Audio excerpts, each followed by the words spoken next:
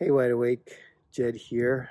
I'm going to be stepping in to help Kim a bit. I know we've thought about how to talk about this or share the story. We haven't been on in a while just because there just isn't any time, and we're not a big organization that has a communication strategy and communication specialist and all those. I mean, Kim writes, but she also cooks and parents her children, and we're trying to help 36 of us all be refugees in a country that's not our own, and all that entails. It's all quite overwhelming. There's just not enough time in the day to do everything that needs to get done. We have people here that came from Ukraine with major health issues, and more of us here need to be cared for than can care for others. And it's just the minute we wake up until when we're writing emails and making plans for the next day in our beds at night, it's just nonstop. And um, I'm not complaining. It's just our reality, and it just takes away time for us to be able to communicate. But we do want to update you on all that is happening. So here in Germany, there are 36 of us. We've been working to get the crisis medical pieces taken care of with people on our team. We've been trying to get the kids involved in education. It's required they go to school. It's quite a bureaucracy to get all our paperwork done so that we can live here.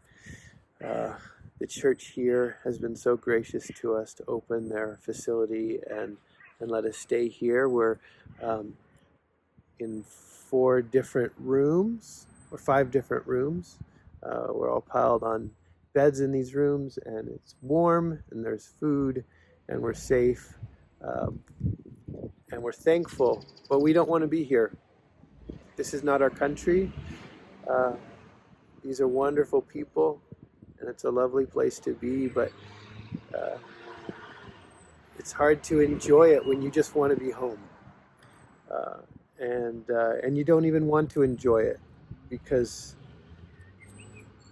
you know there's people that are fighting so that we can have a home, and there's people dying so that we can have a home, and we know that there's other refugees that are piled in large buildings, and they're not feeling safe at night. Even they're safer than they were, but they're worried, and they're alone, and they don't have a large church community supporting them, and we're very blessed to be in our situation, but we just want to be home, and it's a lot. And on top of trying to meet the needs of our team here, there's just, we know that we need to process through all that we're feeling, but we don't have the space to do that or time to do that, and it's just a lot. And so Kim's not able to communicate right now.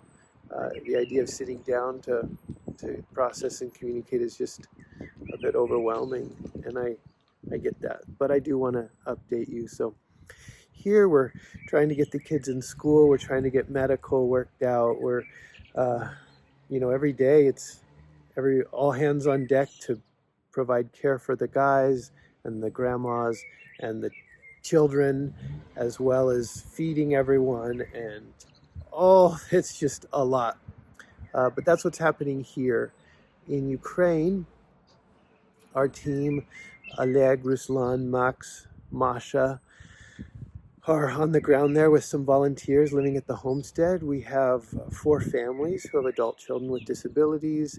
There's also just refugees heading further west that stop in and stay the night and go on the next day, or maybe stop in for a meal and a shower, or stay a few days to get rest and go on further west. And so the homestead continues to house people after people, and during the day, our team is actually delivering humanitarian aid. The day before I left, I spoke with our deputy mayor and as well as some just some stakeholders in the community and in our village area, just about the need and how we could help.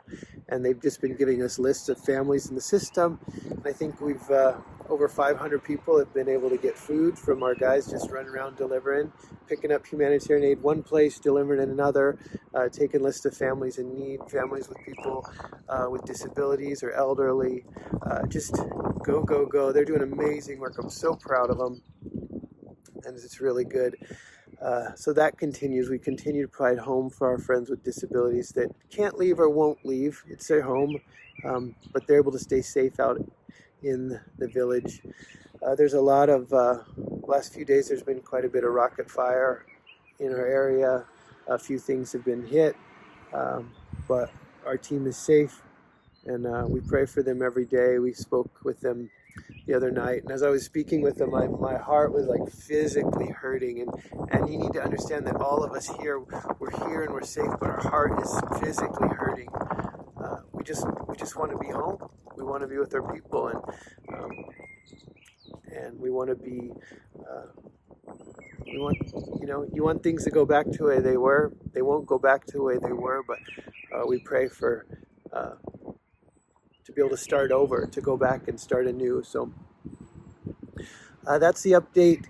I'm trying to figure out when I can get back to Ukraine, take some humanitarian aid. Our Humedica partners, a German relief organization here, and help to coordinate some of the activities and set up some programs and some services to be able to better serve people in Ukraine. Because of our experience and our relationships, we're able to support Humedica and pointing them in the best possible direction and the best possible contacts who to partner with and how to do the best work to have the most impact in Ukraine. So some of that stuff is still in the works and coming up.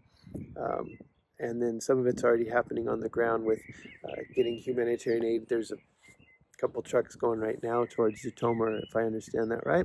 So that'll be great to bring support to our city there as well. So a lot is happening. It all feels quite overwhelming, but wanted to update you, wanted to let you know. We appreciate the emails, and we're not replying, or we're trying to reply when we can, but there's just not the time, and we don't have a communications department, but we're so thankful for all your support. Keep it up. We couldn't do this without your support, so thank you so much. Talk to you soon.